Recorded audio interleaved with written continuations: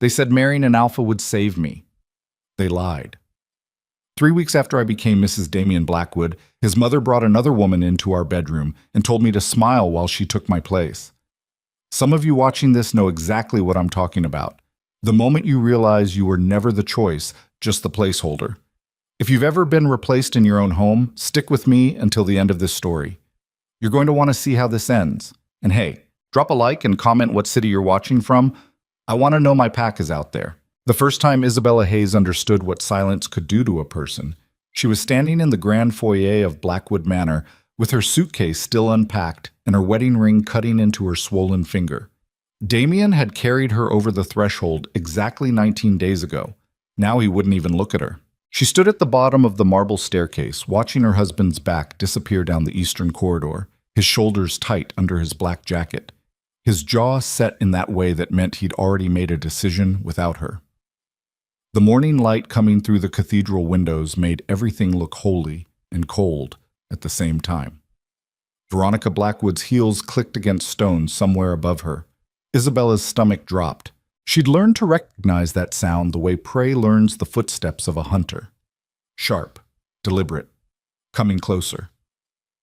When Veronica appeared at the top of the stairs, she wasn't alone. The woman beside her was younger than Isabella by maybe 2 years, with the kind of face that belonged on the cover of magazines about women who destroy homes without trying. Dark hair pulled back smooth, skin like she'd never spent a day doubting herself.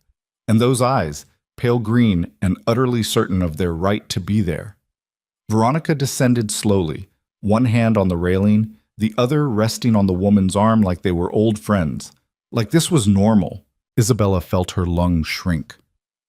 "Mrs. Blackwood," Veronica said, her voice carrying that practiced warmth that never reached her eyes. "I'd like you to meet Serena Vale. She'll be staying with us for a while." The world tilted slightly to the left. Isabella's mouth opened, but nothing came out. She looked from Veronica to Serena and back again, searching for the punchline, the explanation, the anything that would make this make sense. "Staying?" Isabella finally managed. "Here?" Veronica smiled the way people smile when they're about to ruin your life and call it a favor. "Yes, darling, here, with the family." The word family landed like a slap. Serena stepped forward and extended her hand. "It's really nice to meet you, Isabella. I've heard so much about you." Her voice was honey, smooth and sweet and suffocating. Isabella stared at the outstretched hand like it was a weapon. She didn't take it. "I'm sorry," Isabella said slowly, her voice shaking despite her best efforts. "I don't understand what's happening right now." Veronica's smile tightened just a fraction. "Let's talk in the sitting room, shall we? This is a family matter." Isabella wanted to scream that she was family, that she'd signed the papers and taken the vows and given up everything to be here. But something in Veronica's tone made it clear. She wasn't family. She was a guest who'd overstayed her welcome. They moved into the sitting room, a sprawling space filled with leather furniture and bookshelves that smelled like old money and older grudges. Serena sat down on the couch like she'd done it 1,000 times before. Veronica poured herself tea from the silver service on the side table. Nobody offered Isabella anything. She stood near the doorway, arms crossed over her chest, nails digging into her own skin just to feel something other than the panic rising in her throat. Veronica finally turned to face her, teacup balanced perfectly in her hand. "Isabella, you know how important bloodlines are to this pack, how important legacy is." Isabella's pulse hammered in her ears. Veronica continued, her tone patient like she was explaining algebra to a child. "Damien is the heir to one of the most powerful alpha lines in the region. His children will lead this pack for generations. We can't afford to leave that to chance." "Chance," Isabella repeated flatly. Serena shifted on the couch, crossing her legs. She still hadn't stopped smiling. Veronica set her teacup down with a soft clink. "You've been here nearly a month, Isabella, and while I'm sure you're doing your best, the truth is we need to ensure the strength of the bloodline. Serena comes from a superior lineage. Her family has produced alphas for 7 generations without interruption. She's exactly what this family needs." The words hung in the air like smoke. Isabella felt something crack open inside her chest. "Wait, are you saying—" Veronica's eyes were ice. "I'm saying Serena will be joining Damien as his second mate, for the good of the pack, for the future of this family. The room spun. Isabella's knees went weak, but she locked them, refusing to collapse in front of these women. Second mate. The words didn't even sound real. In the old laws, it was allowed, technically, under extreme circumstances, but it was archaic, brutal, reserved for times of war or extinction-level crises. This wasn't that. This was cruelty dressed up as tradition. Does Damien know about this? Isabella's voice came out hoarse. Veronica tilted her head. Of course he knows, darling. Where do you think I got the idea? The lie was so smooth, Isabella almost believed it. But she'd seen Damien's face that morning, the guilt, the avoidance. He knew something was coming, he just didn't have the spine to tell her himself. Serena finally spoke again, her voice soft and sympathetic in a way that made Isabella want to throw something. I know this is hard for you, Isabella, but I'm not here to replace you. I'm here to help. We can share the responsibilities. It doesn't have to be a competition. Isabella laughed. It came out sharp and broken. Share. Veronica's expression hardened. You'll adjust. Women have done this for centuries. It's not personal, Isabella. It's practical.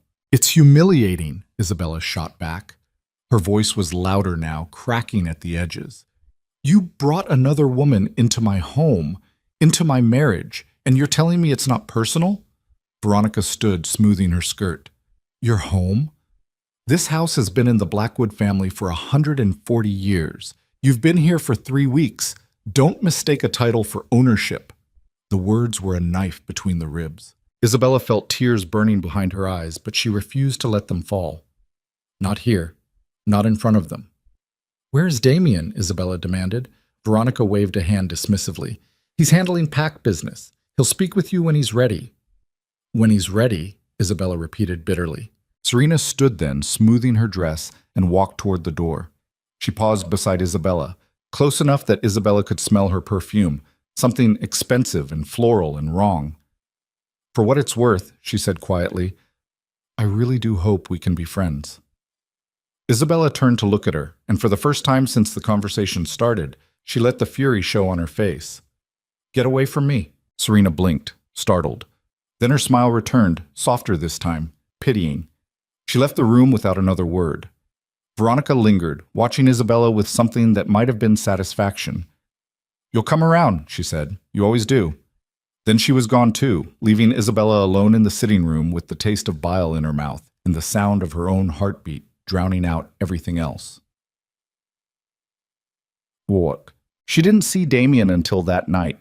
He came into their bedroom long after dark, his shirt untucked and his hair disheveled like he'd been running his hands through it all day. Isabella was sitting on the edge of the bed, still dressed, staring at the wall. She didn't look at him when he walked in. Bella, he started. Don't, she said.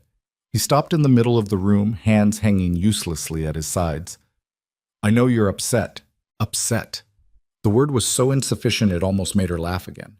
She turned to face him, and whatever he saw in her expression made him take a step back. Your mother brought another woman into our house, Isabella said slowly, her voice shaking with the effort of staying calm. Into our marriage. And you knew. You knew, and you didn't tell me. Damien ran a hand over his face. It's not what you think. Then what is it, Damien? Because it looks like your mother is trying to replace me with someone she deems more worthy, and it looks like you're letting her. It's about the bloodline, he said, and even he didn't sound convinced. The pack elders have been pressuring my mother for months. They're worried that I'm not good enough, Isabella finished. That's what you mean, right? That I'm not strong enough or pure enough or whatever the hell qualifies someone to be part of your precious bloodline. Damien's jaw tightened. That's not fair. Fair? Isabella stood, her hands balled into fists. You want to talk about fair? I gave up everything for you. My pack, my family, my entire life. I came here because you told me we were building something together. And now you're telling me I have to share you with some stranger because your mother decided I'm not adequate? He looked away. That silence, that damning, cowardly silence, was all the answer she needed. Say something, Isabella whispered. Defend me. Tell me you're going to stand up to her. Tell me I matter more than some sick, twisted tradition. Damien's throat worked like he was trying to swallow glass. I can't. The words hit her like a physical blow. You can't, she repeated numbly. He finally met her eyes, and she saw it there, the resignation, the defeat. He'd already surrendered, not to his mother, to himself, to the version of himself that would always choose the easier path. I'm the heir, Isabella. I have responsibilities that go beyond what I want, beyond what you want. If the pack elders believe Serena strengthens our position, then let them marry her, Isabella snapped. You want a broodmare for your bloodline? Fine. But don't ask me to stand there and smile while you parade her around like I'm supposed to be grateful for the humiliation. Damien flinched. It's not like that. Then what is it like? Tell me, Damien. Make it make sense. He opened his mouth, closed it, tried again. I thought maybe you'd understand, that you'd see it's not about you, it's about the pack. Isabella laughed, and it was the saddest sound she'd ever made. It's always about the pack with you people. But I'm part of the pack too, aren't I? Or was that just another lie? Damien didn't answer. She grabbed her jacket from the chair by the window and headed for the door. Where are you going? He asked. Anywhere that's not here, she said without looking back. She walked out into the cold night air and kept walking until her legs ached and her lungs burned and the lights of Blackwood Manor were just a faint glow behind her. She didn't cry. She didn't scream. She just walked. And somewhere deep in the hollow space where her heart used to be, something sharp and dark began to grow. The next morning, Isabella woke up in one of the guest rooms on the opposite side of the manor. She'd locked the door behind her and slept in her clothes, too exhausted to care about anything except the silence. When she finally dragged herself downstairs, the house was full of people. Pack members she barely recognized milled around the main hall, chatting in clusters, their voices low and conspiratorial. She caught fragments of conversation as she passed. Heard Veronica finally brought in the Veil girl. About time, honestly. Poor Isabella, but what did she expect? She kept her head down and made her way toward the kitchen, hoping to grab coffee and disappear before anyone tried to talk to her. No such luck. Serena was sitting at the breakfast table, a plate of fruit in front of her, laughing at something one of the younger pack members had said. She looked radiant, comfortable, like she'd been part of this family for years instead of hours. Isabella froze in the doorway. Serena looked up and smiled. Oh, Isabella, good morning. Come sit with us. The younger wolves turned to look at her, their expressions ranging from curiosity to pity to barely concealed amusement. Isabella's stomach twisted. I'm fine, she said stiffly. Just grabbing coffee. Serena stood, gesturing to the empty seat beside her. Don't be silly. You should eat something. You look exhausted. The concern in her voice was so perfectly calibrated it made Isabella's skin crawl. She forced herself to walk to the counter, poured a cup of coffee with shaking hands, and turned to leave. One of the younger wolves, a girl named Cassidy who'd never spoken to Isabella before, called out, So is it true? Are you and Serena both Lunas now? The room went silent. Isabella gripped her mug so hard she thought it might shatter. She looked at Serena, who had the audacity to look uncomfortable, like she hadn't orchestrated this entire nightmare. I don't know, Isabella said coldly. Why don't you ask Mrs. Blackwood? She seems to be making all the decisions around here. She walked out before anyone could respond. The days blurred together after that. Serena moved into the East Wing, into a suite of rooms just down the hall from the master bedroom. Veronica threw a small reception to introduce her to the pack elders, and Isabella was expected to attend. She stood in the corner of the banquet hall in a dress Veronica had picked out, smiling when spoken to, nodding when appropriate, dying inside. Damien barely looked at her. He stood beside Serena most of the night, playing the role of gracious alpha heir, laughing at jokes Isabella couldn't hear, his hand occasionally brushing Serena's arm in a way that made Isabella want to set the entire room on fire. At one point, Veronica approached her with a glass of champagne and a smile that didn't reach her eyes. You're doing wonderfully, darling. See? It's not so bad. Isabella didn't trust herself to speak. Veronica leaned in closer, her voice dropping to a whisper. Just remember, this family has survived for generations because we know how to adapt. You'd be wise to do the same. Then she was gone, gliding across the room to greet another elder, leaving Isabella standing there with champagne she didn't want and rage she couldn't express. Tasik. It was 3 days later when Isabella found the documents. She'd gone into Veronica's study looking for a pen, stupid, reckless, but she was past caring about boundaries, and stumbled across a folder tucked into the bottom drawer of the mahogany desk. Inside were letters, contracts, medical reports. Her hands trembled as she read. The letters were between Veronica and Serena's family, dated 6 months before Isabella's wedding. They discussed terms, bloodline compatibility, financial arrangements. There were clauses about inheritance, about pack alliances, about securing the Blackwood legacy through Serena's superior genetics. One letter, written in Veronica's sharp handwriting, made Isabella's blood run cold. Isabella Hayes is a temporary solution at best. Damien's infatuation will fade. We'll position Serena as the natural successor once the girl realizes she's out of her depth. Temporary solution. The words echoed in her skull. She kept reading. The medical reports were worse. Fake documents claiming Isabella had a hereditary condition that made conception unlikely. Forged physician signatures. Fabricated test results. All designed to paint her as damaged, unfit, a liability to the bloodline. None of it was true. But it didn't matter. Veronica had shown these reports to the pack elders. She'd used them to justify bringing Serena in. She'd weaponized Isabella's own body against her with lies so carefully crafted they'd be impossible to disprove without a full investigation, one Isabella would never be granted. She stood there in that study, surrounded by the evidence of her own destruction, and felt something inside her finally break free. Not hope, not love, fury, pure, cold, unrelenting. She carefully photographed every document with her phone, replaced the folder exactly as she'd found it, and walked out of that room a different person than the one who'd entered. That night, Isabella didn't go to dinner. She stayed in her room, door locked, scrolling through the photos on her phone, memorizing every detail. She thought about confronting Veronica, thought about screaming at Damien, thought about burning the entire manor down with everyone inside. But she didn't, because rage without strategy was just noise, and Isabella was done making noise. She opened her laptop and started researching. Pack laws, elder council protocols, financial audits, anything that could give her leverage, anything that could help her fight back. She worked through the night, her eyes burning, her fingers cramping, her mind sharper than it had been in weeks. By the time the sun rose, she had a plan. It wasn't perfect, it wasn't safe, but it was hers.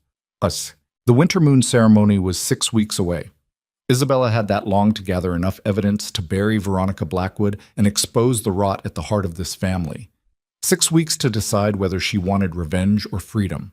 6 weeks to figure out if she could save herself before this place destroyed what was left of her. She stared at her reflection in the mirror as dawn light crept across the walls. The woman looking back at her was tired, bruised, but not broken. Not yet. And somewhere deep in the part of her that had learned to survive long before she ever met Damien Blackwood, she felt a smile pull at the corner of her mouth. Let them think she was beaten. Let Veronica believe she'd won. Isabella would smile. She'd play the part. She'd be the quiet, obedient Luna they expected. Right up until the moment she wasn't. She closed her laptop, climbed into bed, and for the first time in weeks she slept without nightmares. Outside her window, storm clouds gathered on the horizon, dark and heavy with the promise of something coming. Something Veronica Blackwood wasn't ready for. Isabella learned to move through Blackwood Manor like a ghost. She woke before dawn, dressed in clothes that made her invisible, and slipped through hallways while the rest of the house still slept. She attended meals when required, smiled when spoken to, and disappeared before anyone could ask her to stay. She became so quiet, so unremarkable, that people stopped noticing when she entered her room. It was exactly what she needed. While Serena held court in the sunlit parlors, laughing with pack members and charming the elders, Isabella haunted the shadows. She listened at doorways, she memorized schedules. She learned which servants were loyal to Veronica and which ones resented her. She studied the architecture of this family's power structure the way a prisoner studies the walls of her cell, looking for cracks. And she found them. Veronica's personal assistant, a sharp-eyed woman named Margaret, left her office unlocked every Tuesday afternoon for exactly 20 minutes while she took tea in the conservatory. The pack accountant, a nervous man named Richard, kept his files in a cabinet secured with a lock so old Isabella picked it with a hairpin on her third try. And Damien, predictable as always, stored his passwords on a slip of paper tucked inside his desk drawer because he could never remember them. Piece by piece, Isabella built her case. She discovered that Veronica had been siphoning PAC funds for years, moving money through shell companies with names that sounded legitimate but dissolved under scrutiny.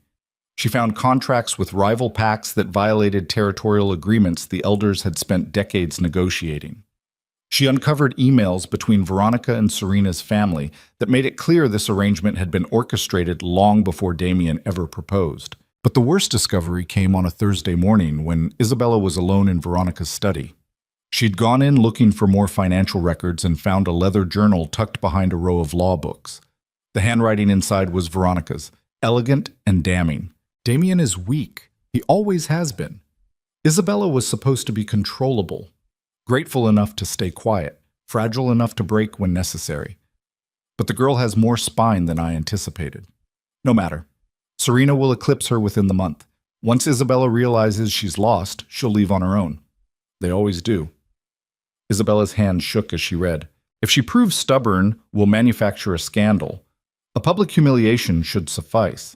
The pack will turn on her. Damien will have no choice but to support the dissolution. I've already spoken to several elders about her alleged instability. They're sympathetic. Alleged instability. The phrase made Isabella's vision blur. She photographed every page, her breath coming in short gasps, her heart slamming against her ribs. When she finished, she replaced the journal exactly as she'd found it and walked out of that study with her fingernails cutting crescents into her palms. She made it to the bathroom before she vomited. Afterward, she sat on the cold tile floor, forehead pressed against the porcelain, and let herself feel it. The betrayal. The rage. The bone-deep exhaustion of fighting a battle she'd been set up to lose from the beginning. Then she stood up, rinsed her mouth, and went back to work. Because feeling it was one thing, letting it stop her was another. That night, Isabella did something reckless. She went to Damien. She found him in his office, hunched over paperwork, looking older than his 29 years. He glanced up when she entered, surprise flickering across his face before settling into guarded neutrality. "We need to talk," Isabella said. He set down his pen. "Okay." She closed the door behind her and sat in the chair across from his desk, her posture straight, her hands folded in her lap. She'd rehearsed this conversation a dozen times in her head, trying to find the words that would crack through his armor. She'd decided there weren't any. "Your mother is stealing from the pack," Isabella said flatly. "She's been doing it for years. I have proof."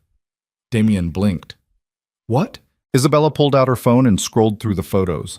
Shell companies, falsified reports, transactions that don't add up. She's moving money offshore.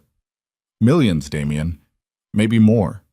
He stared at the screen, his expression shifting from confusion to disbelief to something darker. "Where did you get this?" "Does it matter?" Isabella asked. "Look at the evidence. Look at what she's doing." Damien's jaw tightened. "You went through her files." "Yes." He leaned back in his chair, rubbing a hand over his face. "Jesus, Bella, do you have any idea how much trouble you could be in if she finds out?" Isabella laughed, sharp and bitter. "I'm already in trouble, Damien. Or did you forget the part where your mother brought another woman into our marriage and is actively trying to destroy my reputation? That's different. How? How is it different?" He didn't answer. Isabella leaned forward, her voice low and urgent. "She's been planning this from the beginning. Before we got married. Before you even proposed. Serena isn't here because of bloodlines or pack politics. She's here because your mother wanted someone she could control. And you let her do it." "I didn't let her." "You didn't stop her," Isabella snapped. "That's the same thing." Damien stood abruptly, pacing to the window. "You don't understand the pressure I'm under, the expectations. Every decision I make affects hundreds of people. I can't just—" "Then make a decision that affects me," Isabella interrupted. "For once, choose me over her." The silence stretched out between them, thick and suffocating. Damien stared out at the grounds, his shoulders tense, his reflection ghostly in the darkened glass. "I don't know if I can." The words hung there, heavy and final. Isabella felt something inside her chest go cold. "Then we're done." "Bella—" "No," she said, standing. I'm done begging you to be the man I thought you were. I'm done waiting for you to grow a spine. I came here to give you a chance to do the right thing, to stand with me against her. But you can't. You won't. So we're done." She turned toward the door. "What are you going to do?" Damien asked quietly. Isabella paused, her hand on the doorknob. "Whatever I have to." She walked out without looking back. The next 2 weeks were a masterclass in survival. Isabella stopped sleeping in the guest room and moved into one of the cottages on the far edge of the property, a small stone building used for visiting relatives. It was drafty and isolated, but it was hers. No one bothered her there. No one even seemed to notice she'd left. She spent her days gathering more evidence, building alliances with the few pack members who weren't under Veronica's thumb, and planning for the winter moon ceremony. The ceremony was everything in pack politics, the one night when grievances could be aired publicly, when challenges could be made, when the power structure could shift. It was also the night Veronica planned to have Isabella formally step down as Luna. Margaret, Veronica's assistant, had accidentally confirmed it during a conversation Isabella overheard in the kitchen.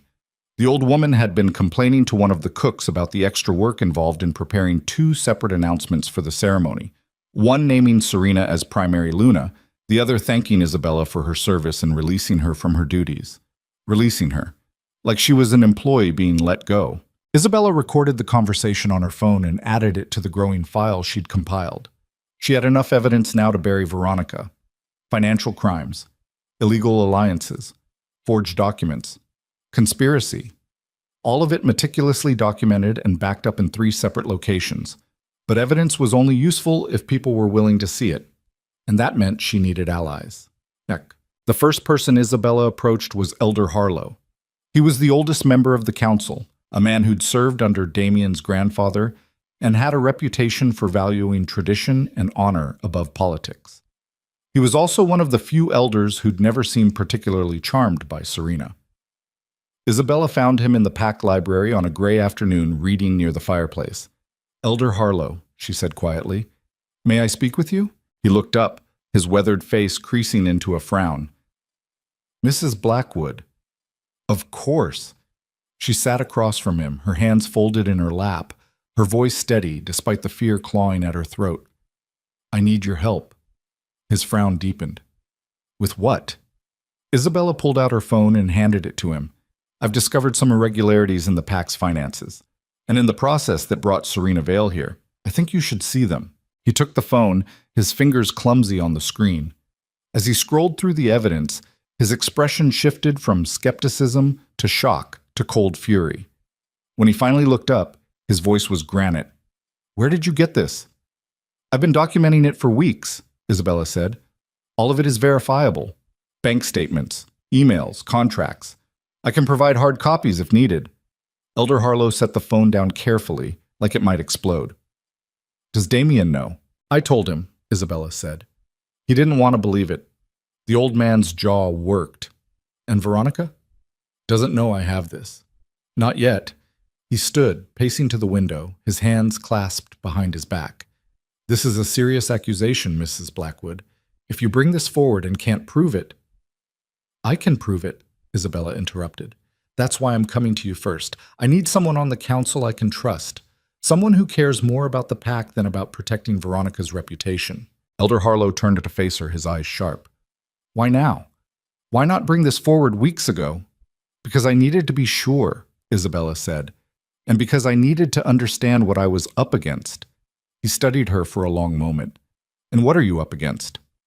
Isabella met his gaze without flinching. A woman who's been stealing from this pack for years and using her position to manipulate everyone around her, including her son. The silence that followed was heavy. Finally, Elder Harlow nodded. "I'll need to review everything, all of it. If what you're saying is true, this goes before the full council." Isabella exhaled slowly. "Thank you." "Don't thank me yet," he said grimly. "If Veronica finds out you're behind this before the ceremony, she'll bury you. You understand that?" "Yes, and you're willing to take that risk?" Isabella thought about the journal entry, the fake medical reports, the calculated cruelty of everything Veronica had done. "Yes," she said, "I am." The next person Isabella needed was harder to approach. Serena. She found her in the garden 3 days before the ceremony, cutting roses in the late afternoon light. She looked like something out of a painting, graceful and serene and utterly untouchable. Isabella's stomach twisted. "Serena!" she called. The other woman turned, surprise flashing across her face before settling into that careful, practiced warmth. "Isabella." "Hi. I didn't expect to see you out here. Can we talk?" Isabella asked. Serena hesitated, then nodded. "Of course." They walked to a bench near the fountain, far enough from the house that they wouldn't be overheard. Isabella sat down, her hands clenched in her lap. Serena remained standing, her expression guarded. "I'm going to ask you something," Isabella said quietly, "and I need you to tell me the truth." Serena's smile faltered. "Okay."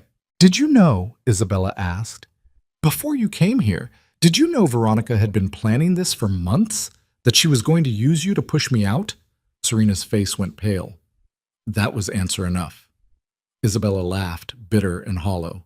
"Of course you knew. It's not like that," Serena said quickly. I mean, my family made the arrangements, but I thought—" "You thought what?" Isabella demanded.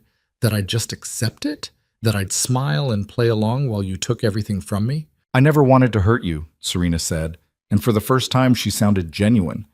"I was just doing what my family told me to do, what Veronica told me to do. I didn't have a choice." "Everyone has a choice," Isabella said coldly.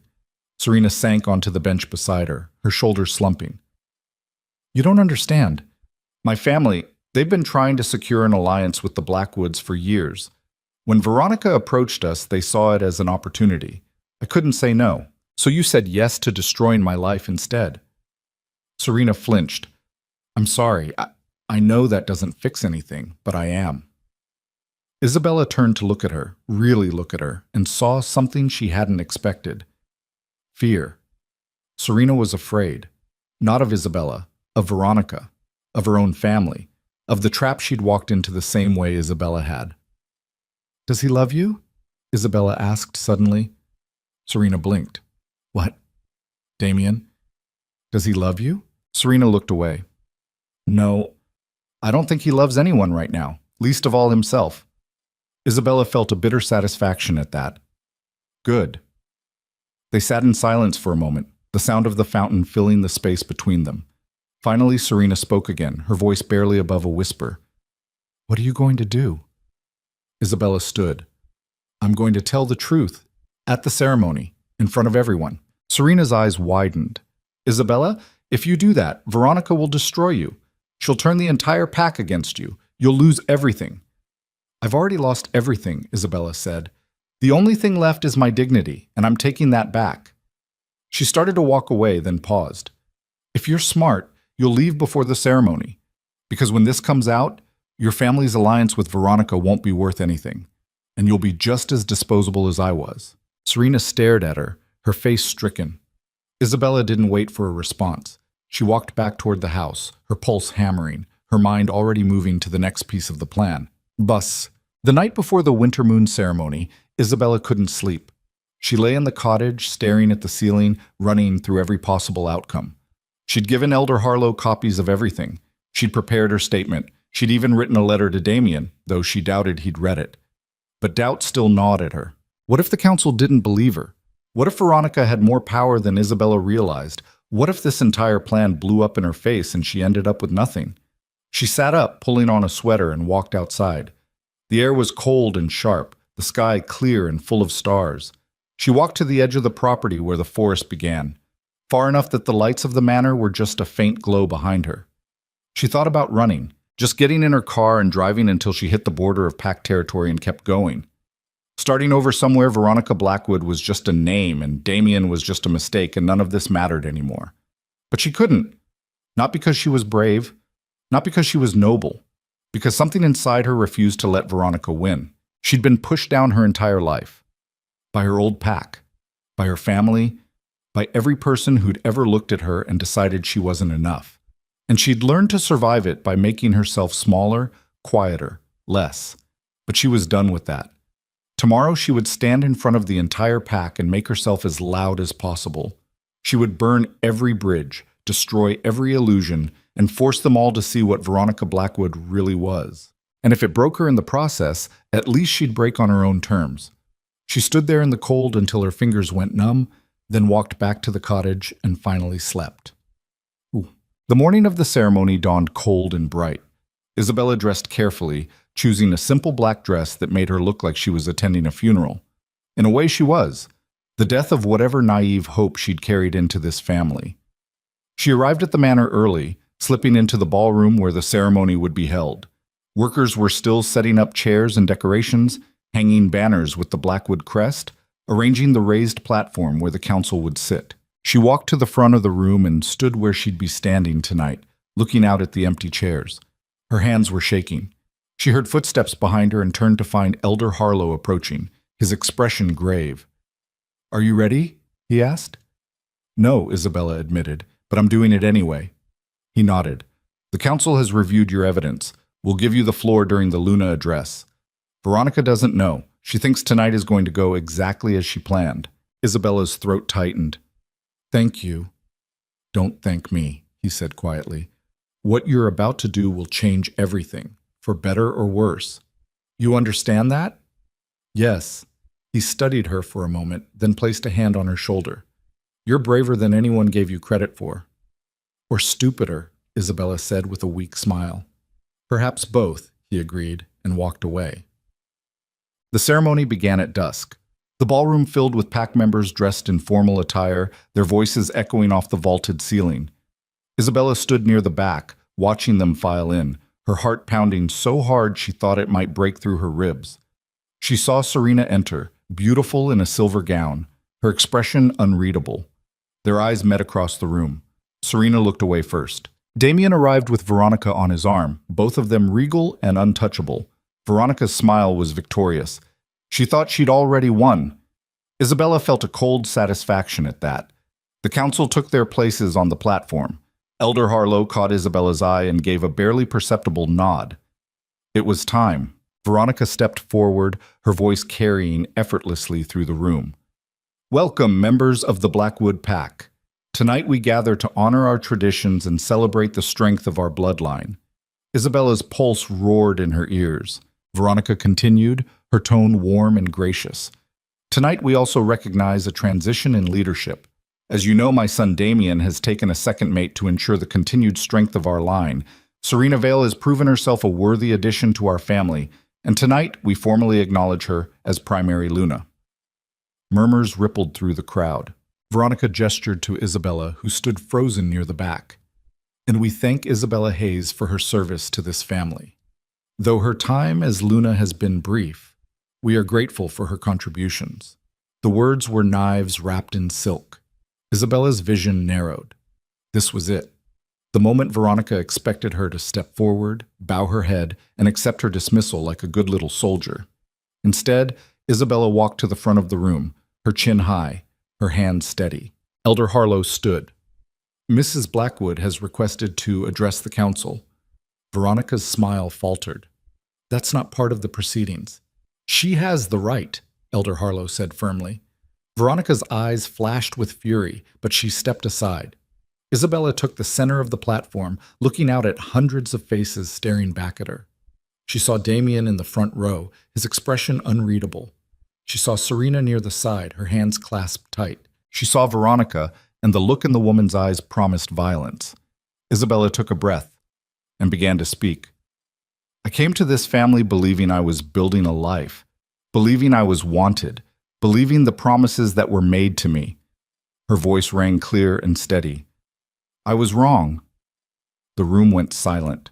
Veronica Blackwood brought me here not because she valued me, but because she needed someone she could control. Someone who would stay quiet while she secured her own power. And when I didn't break the way she expected, she brought in someone else. She looked directly at Veronica. But that's not the worst of it, because while she was orchestrating my humiliation, she was also stealing from this pack, for years. Gasps echoed through the ballroom. Isabella pulled out a folder and held it up. "I have proof. Bank statements showing millions in pack funds funneled into offshore accounts. Contracts with rival territories that violate our agreements. forged medical documents used to justify decisions that benefited only her. Veronica's face had gone white. "And I have emails," Isabella continued, her voice rising, proving that Serena Vale's arrival was planned months before my wedding, that this entire situation was designed to replace me with someone Veronica could manipulate. She turned to the council. "I'm not asking for sympathy. I'm asking for justice, for accountability, for this pack to see what's been happening right under their noses." She threw the folder onto the council table. The ballroom erupted. Voices shouting, council members demanding order. Veronica's face twisting with rage as she lunged forward. "You lying little—" Elder Harlow's voice cut through the chaos. "Silence!" The room fell quiet. He picked up the folder, his expression grim. "The council will review this evidence immediately. Until then, this ceremony is suspended." Veronica turned on Isabella, her voice low and venomous. "You have no idea what you've just done." Isabella met her gaze without flinching. "Yes, I do." And for the first time since she'd entered this family, she felt free. Then Serena's voice rang out from the side of the room, high and panicked. "Stop! All of you! Just stop!" Every head turned. Serena stood near the doorway, her face streaked with tears, her hands shaking. "You want the truth? Fine. Here it is." She pointed at Veronica. "She promised my family power, wealth, status. She said if I played along, if I smiled and charmed everyone, I'd be set for life. But she never cared about me either. I was just another pawn." Her voice broke. "And I went along with it because I was too afraid to say no. But I can't do this anymore. I can't stand here and pretend this is okay." She looked at Isabella. "You were right. I should have left. I should have told the truth from the beginning." Then she turned to Damien. "And you let your mother destroy her. You watched it happen and did nothing. You're just as guilty as she is." The room exploded again, and Isabella, standing at the center of it all, felt the ground shift beneath her feet. This was the point of no return. The ballroom felt like it was collapsing inward. Isabella stood at the center of the platform, watching the chaos unfold around her like a wildfire she'd started but couldn't control. Pack members were shouting, some demanding answers, others defending Veronica. The council members huddled together, passing the folder of evidence between them with expressions ranging from shock to fury. And Serena stood frozen near the doorway, her confession still hanging in the air like smoke after an explosion. Veronica's face had gone from white to crimson, her hands clenched into fists at her sides. She took a step towards Serena, her voice sharp enough to cut stone. "You stupid, ungrateful little—" "Enough!" Elder Harlow's voice boomed.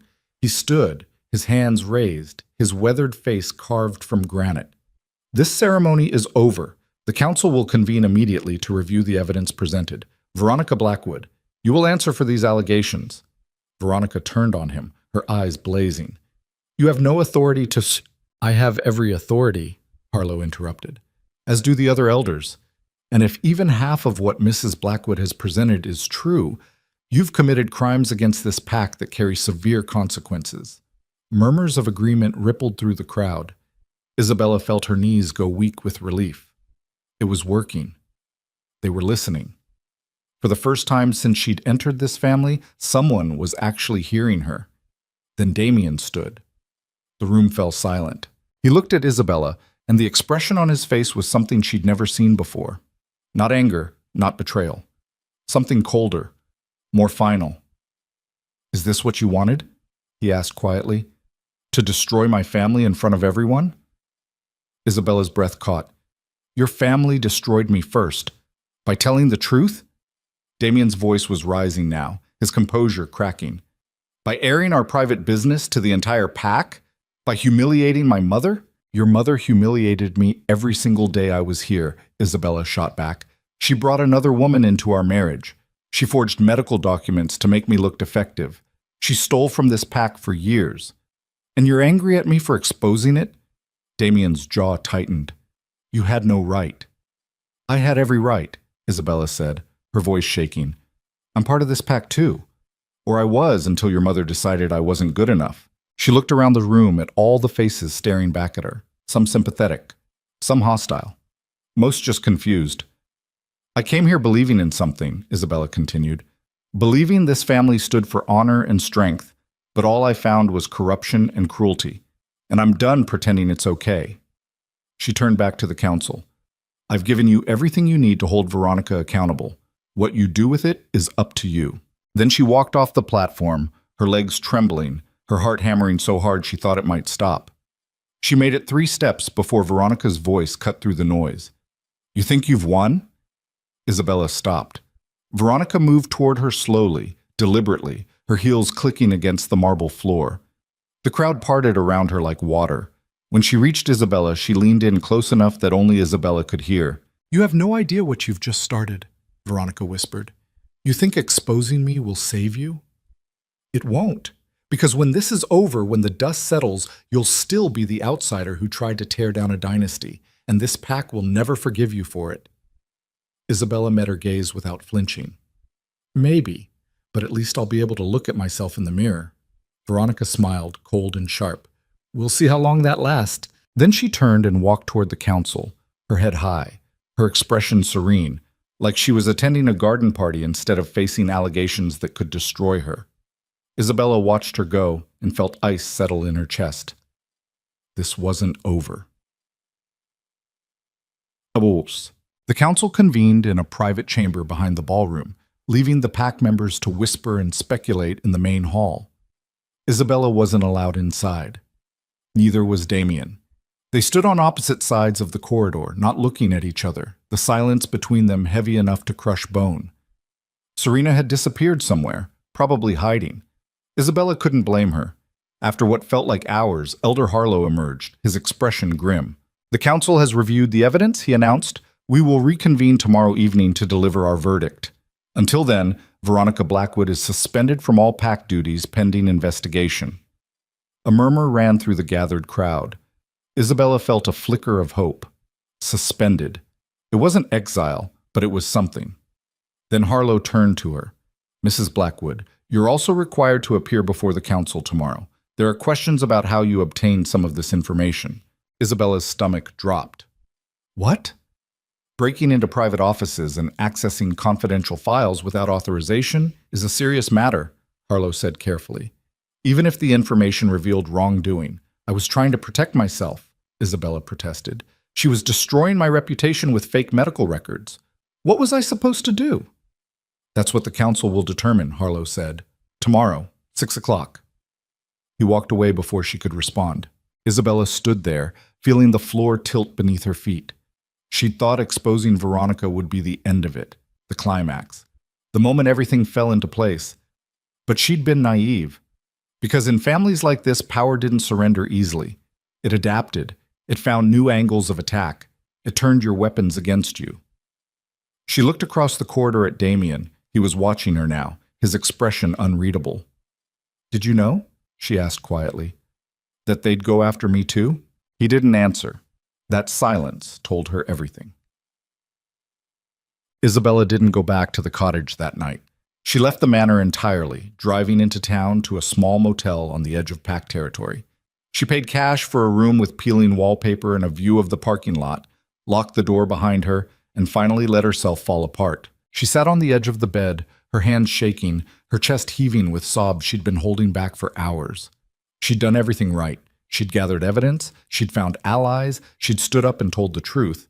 And somehow she was still losing, because this was never about right or wrong. It was about power, about who had it and who didn't. And Isabella had been fooling herself thinking that truth was enough to level the playing field. She cried until her throat was raw and her eyes were swollen, and then she lay down on the scratchy comforter and stared at the ceiling. Her phone buzzed. She almost didn't check it, but something made her pick it up. It was a message from an unknown number. "You need to leave, tonight. They're coming for you." Isabella's blood went cold. She sat up, her pulse racing. "Who is this?" The response came immediately. "Someone who knows what Veronica is capable of. She's not going to let you testify tomorrow. Get out while you still can." Isabella's hands trembled. "Is this Serena?" No response. She stared at the phone, her mind racing. It could be a trap. It could be Veronica's way of making her look guilty, like she was fleeing because she'd lied. But it could also be real. She thought about the look in Veronica's eyes earlier, the cold certainty, the promise of consequences. Isabella grabbed her bag and started throwing her few belongings into it. She didn't know where she'd go, didn't know if running would make things better or worse, but staying felt like suicide. She was halfway to the door when it burst open. 3 men stood in the hallway, pack enforcers. She recognized 2 of them, Marcus and Cole, both loyal to Veronica. "Going somewhere?" Marcus asked, his voice flat. Isabella's heart slammed against her ribs. "What do you want?" "The council wants to make sure you're available for tomorrow's hearing," Cole said, stepping into the room. "They asked us to escort you back to the manor." "Escort," Isabella repeated. "You mean guard." "Call it whatever you want," Marcus said. "You're coming with us." Isabella looked at the door behind them, calculating her chances. She could scream, she could fight, she could try to run, but there were 3 of them and 1 of her, and they were trained enforcers built like tanks. She set her bag down slowly. "Fine." They flanked her as they walked to the car, their presence suffocating. Isabella's mind raced. This wasn't protocol. The council didn't send enforcers to babysit witnesses unless they thought the witness was a threat, or unless someone wanted to make sure the witness didn't talk. They drove in silence back to the manor, but instead of taking her to the main house, they drove around to one of the outbuildings near the eastern fence line, a storage facility used for equipment and supplies. "This isn't where the guest rooms are," Isabella said, trying to keep her voice steady. "Council's orders," Marcus said. They led her inside, down a narrow hallway, and into a small room with concrete walls and a single light bulb hanging from the ceiling. There was a cot in the corner. A chair. Nothing else. Isabella's stomach twisted. "This is a holding cell." "Temporary accommodations," Cole said. "Until the hearing." "You can't keep me here," Isabella said, her voice rising. "I haven't been charged with anything." Marcus crossed his arms. "Take it up with the council tomorrow." They walked out and locked the door behind them. Isabella stood in the middle of the room, her breath coming in short gasps, panic clawing at her throat. She'd been so focused on bringing Veronica down that she hadn't considered what would happen if Veronica struck first. She paced the small space, her mind spinning. The text message. The warning. Someone had known this was coming, and she hadn't listened. Bum. Hours passed. Isabella sat on the cot, her back against the cold concrete wall, staring at the door. She'd tried the handle a dozen times, tried shouting, tried reasoning with the enforcers when they brought her water. Nothing worked. She was trapped. Around midnight, she heard footsteps in the hallway. The lock clicked. The door opened. Damien stood there, his face drawn, his eyes red-rimmed like he hadn't slept. Isabella stood slowly. "What are you doing here?" He stepped inside, closing the door behind him. "I didn't know they were going to do this, but you let them," Isabella said bitterly. Damien flinched. "I came to get you out." Isabella laughed, sharp and hollow. "Now? After they locked me in a cell? Where was this energy when your mother was destroying my life?" "I know," Damien said quietly. "I know I failed you. I know I was a coward, but I'm trying to fix it." "You can't fix this," Isabella said. She gestured around the room. "This is what your family does. They lock up problems. They bury people who get in their way, and you've been complicit in all of it." Damien's jaw tightened. "My mother went behind my back. She manipulated the council. She convinced them you were a threat to pack stability." "And you believed her," Isabella said flatly. Damien didn't answer. Isabella felt something inside her chest crack open. "All of this because she made you think I was the problem, and you never once questioned her." She stepped closer to him, her voice low and venomous. "You want to help me now? Then testify against her, tomorrow, in front of the council. Tell them the truth." "I can't," Damien said. "Then get out," Isabella said. "Bella, get out!" Damien stared at her for a long moment, his face twisted with guilt and helplessness. Then he turned and walked out, the door locking behind him with a final, damning click. Isabella sank back onto the cot, her whole body trembling. She'd lost. Not because she'd been wrong, not because she'd lacked courage, but because in a world built on power and loyalty and bloodlines, the truth was just another weapon people used when it suited them. And it had stopped suiting the Blackwoods the moment it threatened their control. The next evening, they brought her to the council chamber in handcuffs. She walked into the room with her head high, refusing to let them see the fear eating her alive from the inside. The council sat in a semicircle on the raised platform, their faces grave. Veronica stood off to the side, her expression calm and composed, like she was attending a board meeting. Elder Harlow gestured to the chair in the center of the room. "Sit." Isabella sat, the metal cuffs digging into her wrists. Harlow opened a folder on the table in front of him. "Isabella Hayes Blackwood, you've been brought before this council to answer for serious breaches of PAC law, breaking and entering, theft of confidential documents, conspiracy to undermine PAC leadership." Isabella's breath caught. "Conspiracy? You accessed private files without authorization," Harlow continued. "You conspired with outside parties to gather information intended to destabilize PAC hierarchy. These are not minor infractions." "I was defending myself," Isabella said, her voice shaking. "Everything I exposed was true. Veronica stole from this PAC. She forged documents. The council is aware of the allegations," Harlow interrupted, "and we've investigated them thoroughly." "And?" Isabella demanded. Harlow exchanged glances with the other elders. "The financial discrepancies you identified were the result of legitimate business transactions that you misinterpreted due to lack of context." Isabella's stomach dropped. "What?" "The medical reports," another elder added, "were preliminary drafts that were never officially filed. Their existence does not constitute fraud. They were used to justify bringing Serena here," Isabella protested. "They were lies designed to make me look—" "Mrs. Blackwood," Harlow said firmly, "you've made serious accusations without understanding the complexity of PAC governance. Your actions have caused significant disruption and damaged the reputation of a respected family." Isabella felt the room spinning. This couldn't be happening. She'd had proof, documents, evidence. Then she understood. They'd buried it. Veronica had convinced them to bury it, to reframe everything Isabella had found as misunderstandings and overreach, to turn Isabella from whistleblower into criminal. "This is a cover-up," Isabella said, her voice rising. "You're protecting her because she has power and I don't." "Careful," one of the elders warned. "I was careful," Isabella snapped. "I was careful and patient, and I played by the rules. And you're still punishing me because I dared to stand up to someone you're too afraid to challenge." The room went silent. Harlow's expression hardened. "Your conduct has been reviewed. The council's decision is final. You are hereby stripped of your title as Luna and exiled from Blackwood PAC territory. You have 24 hours to leave." The words landed like a death sentence. Isabella stared at him, unable to breathe. Exiled. Furthermore, Harlow continued, should you attempt to contact any member of this PAC or spread further accusations against the Blackwood family, you will be considered a hostile entity and dealt with accordingly. Isabella felt tears burning behind her eyes, but refused to let them fall. "You're making a mistake." "No," Harlow said quietly. "You made the mistake when you forgot your place." They unlocked her cuffs and escorted her out of the chamber.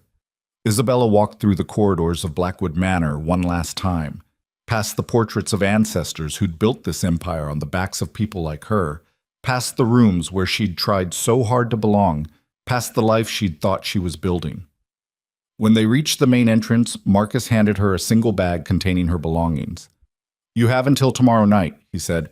"After that, you're trespassing." Isabella took the bag, her hands numb.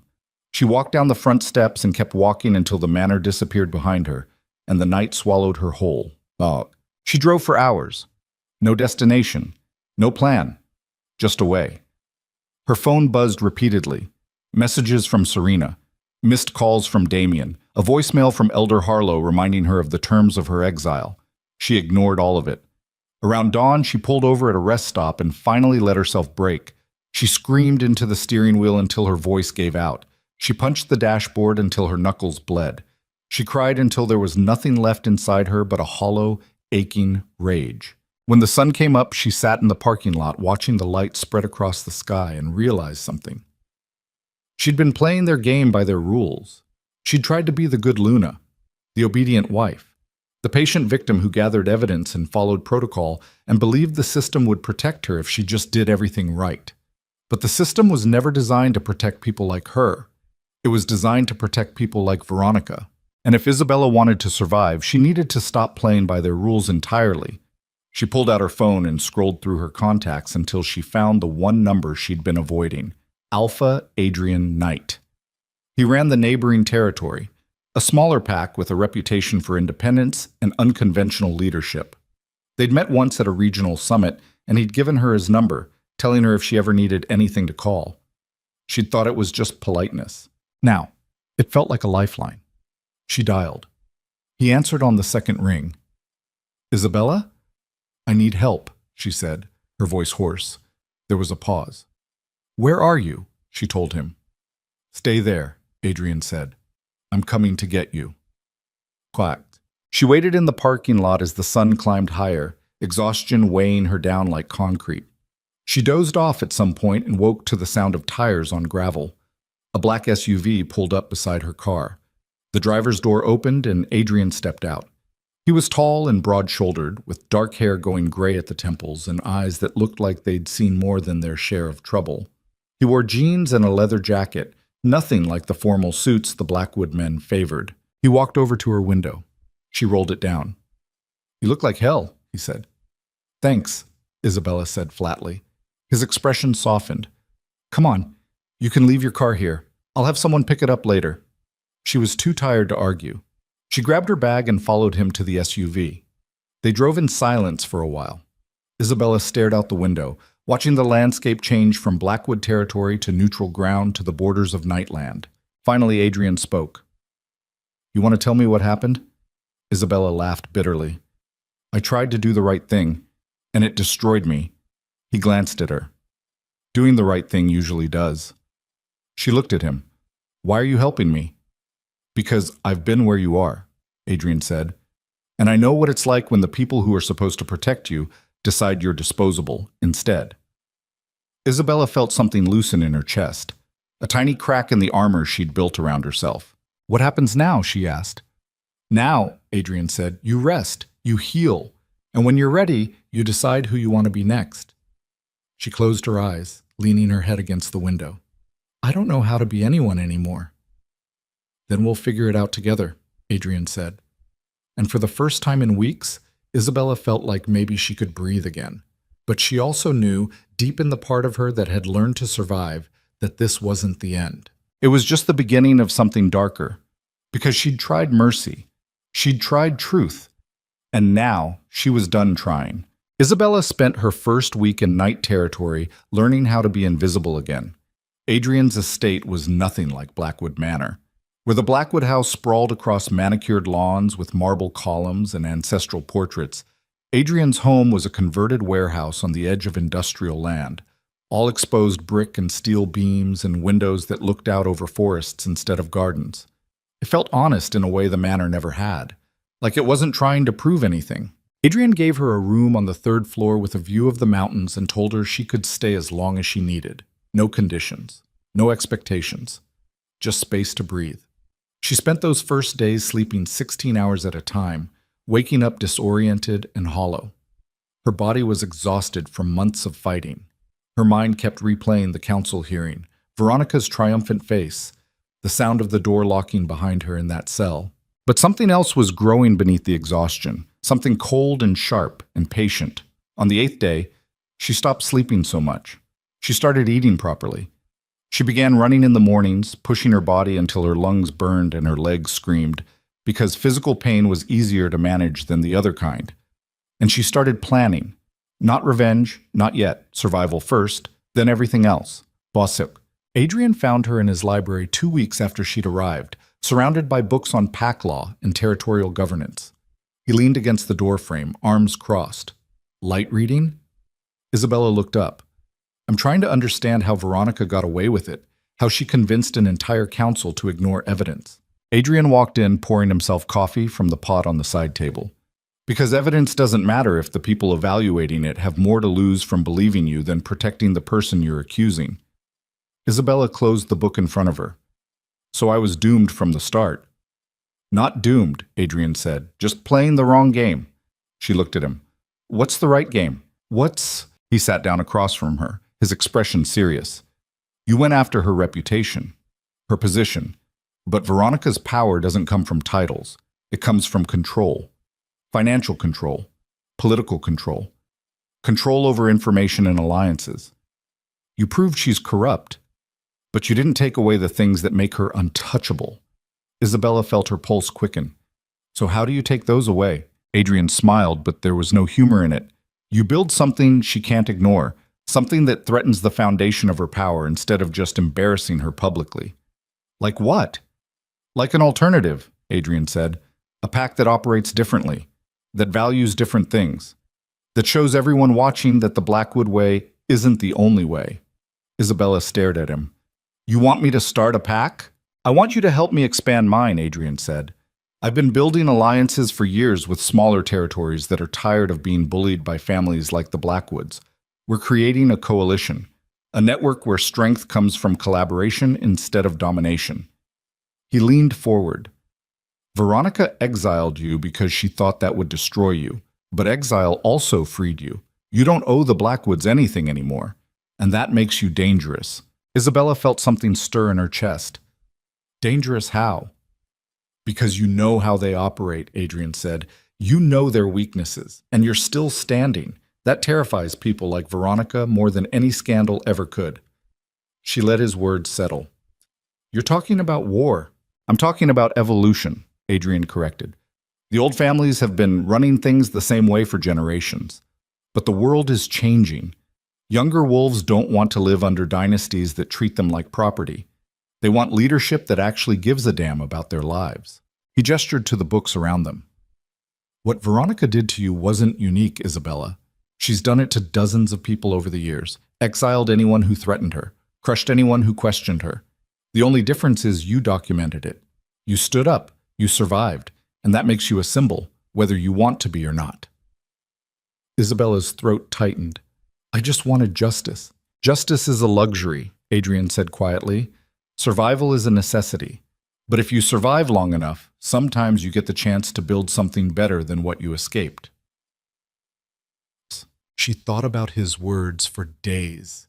She'd spent so much time trying to fit into the Blackwood world that she'd never considered there might be other options, other ways to live, other definitions of power. But the idea of building something felt impossible. She was exhausted, broken, barely holding herself together. And yet, there was something seductive about it, the thought of turning her exile into a foundation instead of an ending, of proving to Veronica and Damien and every person who'd dismissed her that she was more than they'd ever imagined, not for revenge, for herself. 3 weeks after arriving at Night Territory, Isabella agreed to help Adrian. Not as Luna, not as anything official, just as someone who understood how families like the Blackwoods operated and wanted to help build an alternative. It started small. She attended meetings with other pack leaders who were part of Adrian's coalition. She shared her story carefully, strategically, showing them the documents she'd saved proving Veronica's corruption. She helped draft new governance models that emphasized transparency and accountability, and slowly, she began to realize something. She was good at this. Not the ceremonial parts of being Luna, not the smiling and the hostessing and the playing nice, but the strategy, the negotiation, the careful building of alliances based on mutual benefit instead of fear.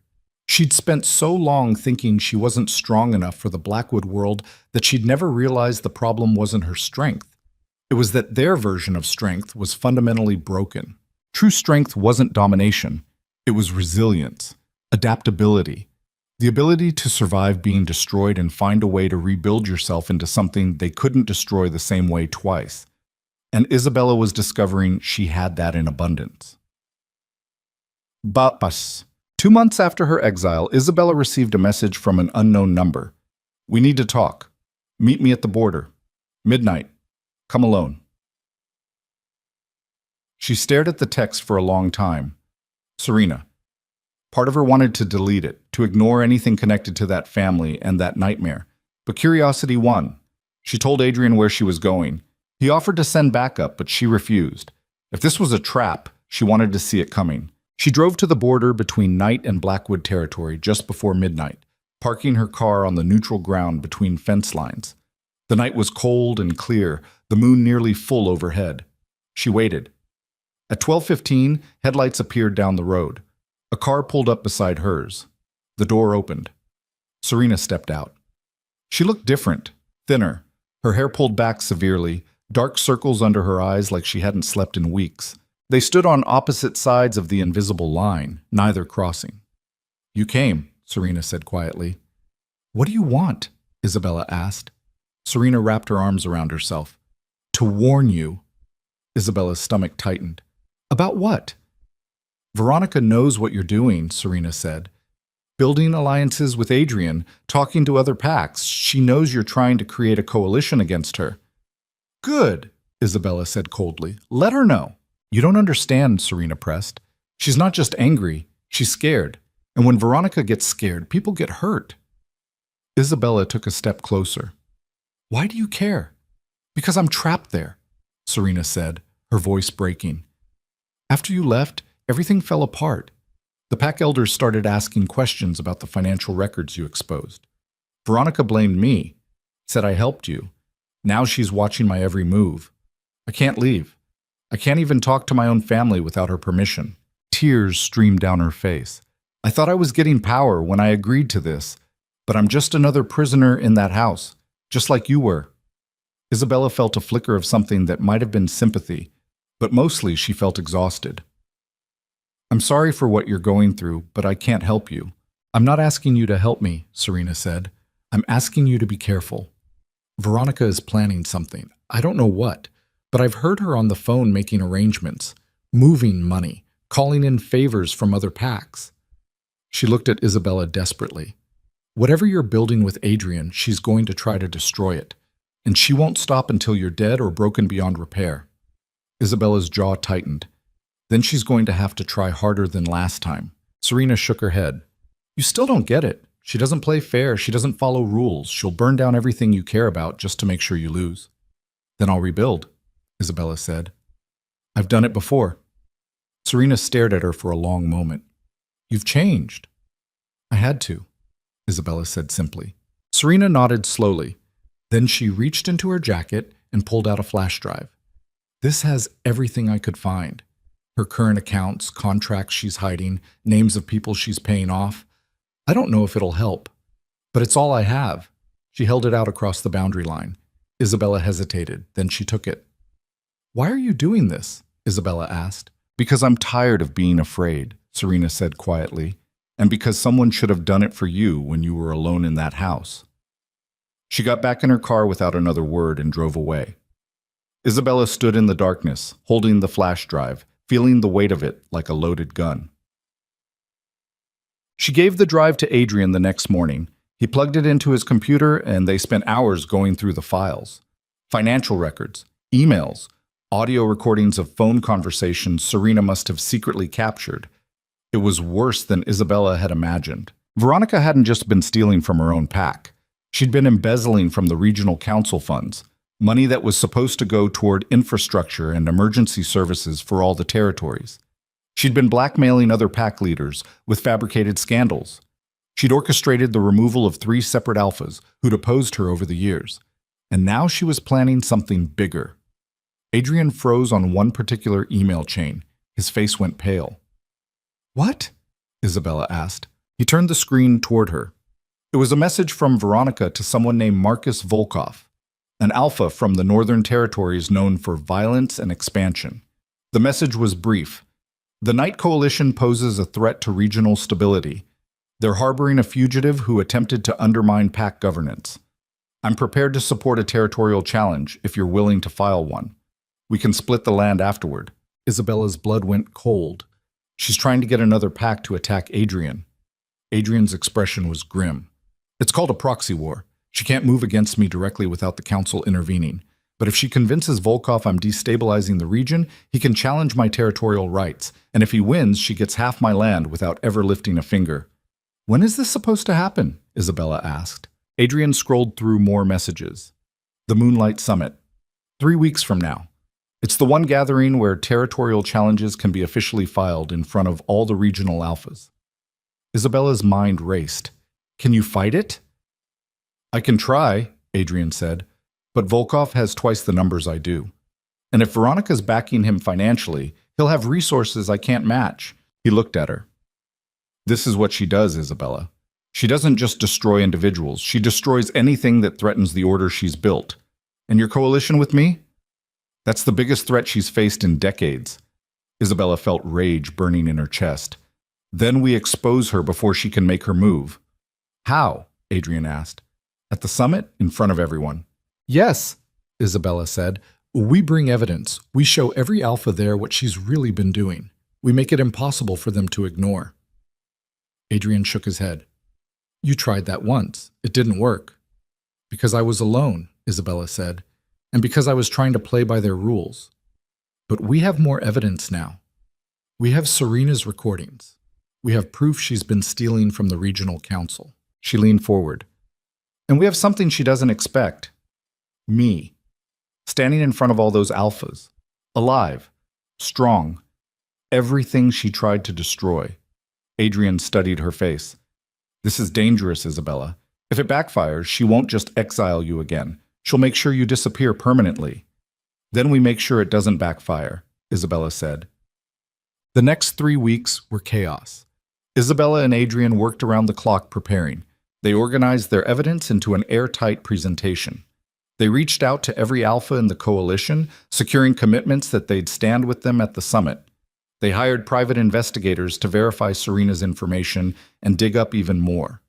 And Isabella trained. She spent hours every day working with Adrian's security team, learning self-defense, learning how to move through hostile spaces, learning how to project authority even when she was terrified. Because she knew when she stood up at that summit, Veronica would try to tear her apart. Verbally. Psychologically. Maybe even physically. And Isabella needed to be ready. She also knew there was a chance this would all go wrong, that Veronica would have contingencies they hadn't anticipated, that the other alphas would side with tradition over truth. But she'd stopped caring about the odds. She'd tried being careful, being quiet, being obedient, and it had nearly killed her. Now she was done calculating, done strategizing around other people's comfort. She was going to stand up and tell the truth. And if the world burned down around her, at least she'd burn knowing she'd tried. The night before the summit, Adrian found her on the roof of the warehouse, staring out at the mountains. Can't sleep? He asked, sitting beside her. Too much to think about, Isabella said. They sat in silence for a while. Finally, Adrian spoke. You know you don't have to do this. I can present the evidence myself. You don't have to put yourself in front of her again. Yes, I do, Isabella said quietly. Because this isn't just about stopping her. It's about proving something. What? That she didn't break me, Isabella said. That everything she did just made me stronger. And that the version of power she represents is dying. She looked at him. People like Veronica think power is about control, about fear, about making everyone around you smaller so you seem bigger. But real power is different. It's about building something that doesn't need fear to survive. It's about being strong enough to lift others up instead of tearing them down. Adrian smiled. You sound like a Luna. Isabella shook her head. I sound like someone who learned the hard way that titles don't mean anything. Actions do. She stood, looking out at the territory spread below them. Tomorrow, I'm going to stand in front of everyone who ever dismissed me and show them exactly what they threw away. And if they still don't listen, then at least I'll know I tried, Isabella said. And I'll keep building until they have no choice but to pay attention. The Moonlight Summit was held in a massive amphitheater carved into the side of a mountain, neutral ground that had hosted pack gatherings for over a century. Hundreds of wolves gathered, alphas, council members, enforcers, all dressed in formal attire that looked more like armor than clothing. Isabella arrived with Adrian and his delegation, her heart pounding so hard she thought everyone could hear it. She wore black, simple, severe. No jewelry, no makeup, just herself. As they entered the amphitheater, she felt eyes turning toward her, whispers spreading. That's the Blackwood exile. I heard she tried to destroy Veronica. She looks different than I expected. Isabella kept her chin up, her stride steady. She'd learned that confidence was sometimes just the decision to keep moving forward, even when every instinct screamed to run. They took their seats in the coalition section. Isabella scanned the crowd and found them immediately. Veronica sat in the Blackwood section, regal in deep purple, her expression serene. Damien sat beside her, looking uncomfortable. Serena was nowhere to be seen. Veronica's eyes met Isabella's across the amphitheater, and she smiled, cold, victorious, like she'd already won. Isabella felt ice settle in her veins. The summit began with formalities, territory reports, trade agreements, all the boring bureaucracy that kept the peace between packs. Then came the challenges. The moderator stood. Are there any territorial disputes to be filed? Marcus Volkov stood from the northern section. I challenge Alpha Adrian Knight's territorial claim on the grounds of destabilizing regional governance and harboring fugitives. Murmurs erupted through the crowd. Adrian stood. I reject the challenge as baseless and request the right to present evidence of conspiracy behind this filing. The moderator nodded. Proceed. Adrian walked to the center floor.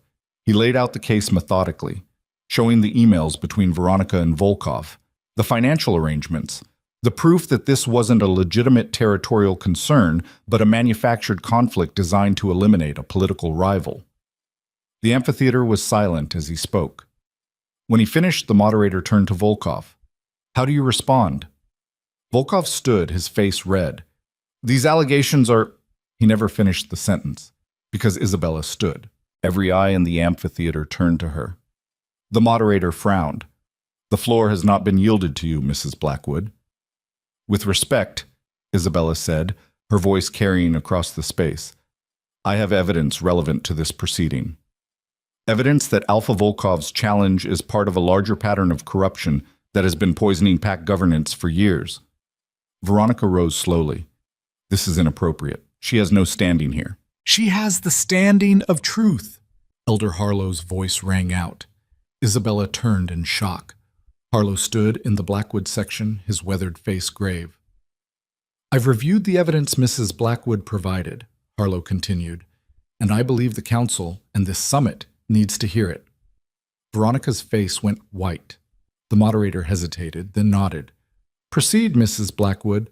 Isabella walked to the center floor, her knees shaking but her voice steady. She pulled out the documents, the recordings, everything, and she told them everything. Not just about Veronica's corruption, but about the system that enabled it. The way power consolidated around families who used fear and tradition to maintain control. The way voices like hers were silenced not because they were wrong, but because they were inconvenient. She talked about being brought into a family under false pretenses, about being humiliated and gaslit, and eventually exiled for daring to tell the truth. And she showed them proof of all of it. When she finished, the amphitheater was silent enough to hear breathing. Then Veronica stood. Her voice was cold and sharp as a blade. You stand here playing victim, but everything that happened to you was the consequence of your own actions. You broke pack law. You stole confidential information. You attempted to undermine leadership during a time of transition. She gestured broadly. And now you align yourself with Adrian Knight, who's been trying to destabilize regional governance for years by encouraging younger wolves to reject tradition and hierarchy. She turned to address the whole summit. This is not about corruption. This is about a bitter, rejected woman trying to destroy the family that gave her everything because she couldn't accept that she wasn't good enough. The words hung in the air like poison. Isabella felt rage surge through her, white-hot and purifying. She stepped forward. You're right about one thing. I wasn't good enough for your family, because being good enough meant being silent while you stole. Being good enough meant accepting humiliation with a smile. Being good enough meant letting you destroy me to protect your empire. Her voice rose. But I'm not here asking for your forgiveness or your acceptance. I'm here showing everyone what you really are. Not a leader, a tyrant. Someone who maintains power through fear and manipulation and crushing anyone brave enough to challenge you. She looked around at all the faces watching. And I'm here to tell every wolf in this amphitheater that there's another way. A way where strength comes from integrity instead of intimidation. Where leadership means serving your pack instead of ruling it. She turned back to Veronica. You exiled me thinking it would destroy me, but all you did was free me to become someone you could never control. Veronica's eyes blazed with fury. You have no idea what you've started. Yes, I do, Isabella said quietly. I've started the end of your reign. The moderator stepped forward. The council will review all evidence presented and render judgment within... He never finished. Because Veronica moved. Fast. Faster than Isabella expected. She crossed the distance between them in 3 strides, her hand striking out toward Isabella's throat with claws extended. Isabella barely dodged, stumbling backward. Adrian lunged forward, but enforcers blocked him. Veronica circled Isabella like a predator. "You want to destroy me? Try it, right here, right now." The amphitheater erupted in chaos, wolves shouting, enforcers trying to restore order, the moderator calling for calm. But Isabella saw it clearly now. Veronica had planned this. The rage, the attack. Because if she could provoke Isabella into a physical altercation, she could claim self-defense. Claim Isabella was unstable, dangerous. It was one last manipulation. Isabella straightened, meeting Veronica's eyes. "No." Veronica's lips curled. "Coward." "Smart," Isabella corrected. "I'm not giving you an excuse to play victim. Not anymore." She turned to face the council. "I've presented my evidence. I've told my story. Now it's up to all of you to decide what kind of pacts you want to lead. One's built on fear, or one's built on something better." She walked back to her seat, her whole body shaking but her head high. Veronica stood in the center of the floor, isolated, her fury naked and ugly for everyone to see. And in that moment, Isabella knew. She'd won. Not the verdict, not yet. But something more important. She'd taken back her voice, her dignity, her power. And no matter what happened next, Veronica could never take that away again. The moderator's voice cut through the noise. "This summit is suspended pending full investigation. All parties will remain." The lights went out. Complete darkness. Then screams. And in the chaos, Isabella felt hands grab her from behind, something cold and sharp pressed against her throat, and a voice she recognized hissing in her ear. "You should have stayed broken." The blade against Isabella's throat was cold enough to burn. She stood frozen in the darkness of the amphitheater, acutely aware of every sound around her, the screams, the chaos, the thundering of feet as wolves scrambled to find the exits or their allies. Her pulse hammered against the metal, pressing into her skin, and she knew with absolute certainty that one wrong move would open her throat before anyone could stop it. "You should have stayed broken," the voice repeated, and Isabella recognized it now. Not Veronica. Damien. Her breath caught. "What are you doing?" His voice was raw, shredded. "What I should have done months ago. Ending this before you destroy everything." The lights flickered back on in stages, emergency power flooding the amphitheater with harsh white light. Isabella could see now, Damien behind her, his face twisted with something between rage and desperation, his hand shaking as he held the blade. Around them, enforcers were moving in slowly, hands raised, trying to calm the situation. Adrian was frozen 10 feet away, his eyes locked on Isabella, his body coiled like he was calculating whether he could reach her before Damien finished what he'd started. "Let her go," Adrian said, his voice deadly calm. Damien laughed, bitter and broken. "So you can take her? So she can keep tearing my family apart in front of everyone?" "Your family tore itself apart," Isabella said quietly, carefully. Her throat moved against the blade with each word. "I just showed people what was already there." "You ruined us," Damien hissed. "My mother is disgraced. The pack is fracturing. Everything we built for generations is collapsing because you couldn't just accept your place." Isabella felt something shift inside her. Not fear. Something colder. "My place was beside you, as your wife. Your equal. But you never saw me that way. None of you did. Because you weren't equal," Damien said. "You came from nothing. You had no lineage, no power, no right to challenge how we ran things. And there it was. The truth he'd never said out loud while they were married. The belief that had rotted their relationship from the inside. So you brought in Serena," Isabella said. "Someone you thought was worthy. Someone your mother could control." Damien's grip tightened on the blade. "It wasn't supposed to be like this. You were supposed to step aside quietly, take the pension, live your life somewhere else, but you had to make it a war." "You made it a war the moment you let your mother treat me like property," Isabella said. The enforcers were closer now. Isabella could see Elder Harlow among them, his face grave. "Son," Harlow called out, "think about what you're doing."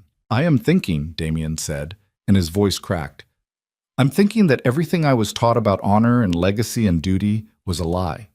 I'm thinking that I destroyed the only person who actually loved me because I was too weak to stand up to my mother.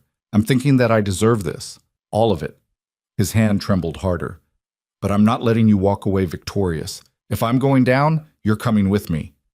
Isabella felt the blade nick her skin. A warm trickle of blood ran down her throat. Then do it, she said quietly. The amphitheater went silent. Damien's breath hitched. What? If killing me is the only way you can feel powerful again, then do it, Isabella said. But know that it won't change anything. Your mother will still be exposed. Your pack will still be fractured. And you'll still be the man who was too weak to protect the woman he married. She swallowed carefully. I spent months believing I wasn't enough for you. That I needed to be stronger, smarter, more worthy. But I was always enough. You just never had the courage to see it. Damien's face contorted. Stop talking. I survived you, Isabella continued.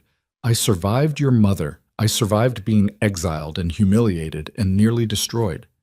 And I built something better than anything the Blackwoods ever created. Her voice was steady now, almost gentle. So if you want to kill me, go ahead. But it won't erase the fact that I won. Not because I destroyed you, but because I refused to let you destroy me. The silence stretched out like a wire pulled taut. Then Damien's hand dropped. The blade clattered to the floor. He sank to his knees, his face in his hands, his whole body shaking with sobs that sounded like they'd been trapped inside him for years. Isabella stepped away slowly, her hand going to her throat. The cut was shallow, painful but not dangerous. Enforcers moved in immediately, pulling Damien to his feet, restraining him even though he wasn't resisting anymore. He looked hollowed out, broken in a way that had nothing to do with physical injury and everything to do with the collapse of every illusion he'd built his life around. Adrian reached Isabella in 2 strides, his hands on her shoulders. Are you okay? Isabella nodded, though she wasn't sure it was true. The moderator's voice cut through the chaos. This summit is officially suspended pending immediate investigation. All participants are to remain in the vicinity until the council renders judgment. But Isabella knew the judgment had already been rendered. Not by the council. By everyone who'd watched Damien hold a blade to his own wife's throat in front of hundreds of witnesses. By everyone who'd seen Veronica's fury and manipulation exposed in brutal detail. The Blackwoods were finished, not destroyed, not exiled, but irreversibly diminished. The empire Veronica had spent decades building had cracked wide open, and no amount of damage control would seal it again. They held Isabella in a medical tent for 2 hours while pack physicians examined her throat and gave her something for the shock she kept insisting she didn't feel. Adrian stayed with her the entire time, his presence solid and grounding. When they finally released her, she walked out to find Veronica waiting. The older woman stood alone near the edge of the encampment, her perfect posture finally showing cracks. She looked smaller somehow, still dangerous, still sharp, but no longer untouchable. They stared at each other across 10 feet of neutral ground. You got what you wanted, Veronica said finally. Her voice was ice over exhaustion. My reputation destroyed, my family broken, my son a disgrace. I wanted justice, Isabella corrected. This is just the consequence of your choices. Veronica's lips curled. Justice. Such a pretty word for revenge. Call it whatever you want, Isabella said. It doesn't change what you did. To me. To Serena. To everyone you've crushed over the years to maintain your control. She took a step closer. You taught me something important, though. You taught me that power built on fear is fragile, and that the only thing more dangerous than someone who has nothing is someone who's already lost everything and learned they can survive it. Veronica studied her for a long moment. You think you've won, but you have no idea what it costs to build something that lasts, what it takes to maintain order, to keep wolves from tearing each other apart. Maybe I don't, Isabella admitted, but I know what it costs to tear people down, and I know that kind of leadership doesn't last. It just creates survivors like me who eventually fight back. She turned to walk away, then paused. I don't forgive you. I probably never will. But I'm done letting you take up space in my head. You're not worth the energy anymore. Veronica said nothing as Isabella walked away. And Isabella realized that was the truest victory, not destroying Veronica, not even exposing her, but reaching the point where Veronica's opinion simply didn't matter anymore. The council's judgment came 3 days later. They gathered in a smaller venue this time, just the key players and witnesses. Isabella sat between Adrian and Elder Harlow, her hands folded calmly in her lap, even though her heart was racing. The head counselor stood, her voice formal and final. After thorough investigation of the evidence presented, this council finds Veronica Blackwood guilty of embezzlement, fraud, and conspiracy against fellow pack leaders. She is hereby stripped of all titles and authority within regional governance and banned from holding any leadership position for life. Murmurs ran through the room. Furthermore, the council continued, Damian Blackwood is found guilty of assault and unbecoming conduct during a formal summit. He is stripped of his position as alpha heir and will serve a probationary period under council supervision. Damian sat in the front row, staring at his hands. He looked like he'd aged a decade in 3 days. Regarding the territorial challenge filed by Alpha Marcus Volkov, the council finds the challenge fraudulent and motivated by external conspiracy. Alpha Adrian Knight's territorial rights are affirmed and protected. Adrian exhaled slowly beside her. Finally, the counselor turned to Isabella. Isabella Hayes Blackwood, your exile from Blackwood territory is formally recognized as invalid. However, given the dissolution of your marriage and the circumstances surrounding your departure, you are granted full autonomy to choose your pack affiliation going forward. Isabella stood slowly. Thank you, but I've already made my choice. The counselor nodded. Then this matter is concluded. The room began to empty. Isabella watched Veronica and Damian leave together, Veronica's spine still straight despite everything, Damian walking like a ghost beside her. Part of Isabella wanted to feel triumphant, vindicated, but mostly she just felt tired. She'd won, but winning looked a lot less satisfying than she'd imagined. 2 weeks later, Isabella stood in Adrian's office signing the final paperwork that would officially make her a member of Night Pack and his co-leader in the coalition they were building. Adrian handed her a pen. You're sure about this? Once you sign, you're committed. No backing out when things get complicated. Things are always complicated, Isabella said, taking the pen. At least this time I'm choosing the complications myself. She signed her name, the motion feeling both monumental and strangely simple. Adrian smiled. Welcome to the pack, Luna. Isabella shook her head. Not Luna, just Isabella. Let's figure out what that means together. Fair enough, Adrian said. Over the following months, they did exactly that. They built a leadership structure that valued input over hierarchy. They created policies protecting wolves from the kind of manipulation and abuse Isabella had endured. They established trade agreements with smaller packs that had been excluded from regional councils for years. It was exhausting, messy, sometimes frustrating, but it was hers. Built on her terms, with people who valued her mind and her strength instead of trying to diminish both. And slowly, Isabella began to recognize herself again. Not the woman who'd walked into Blackwood Manor believing marriage would save her. Not the broken exile who'd fled with nothing but rage and survival instinct. Someone new.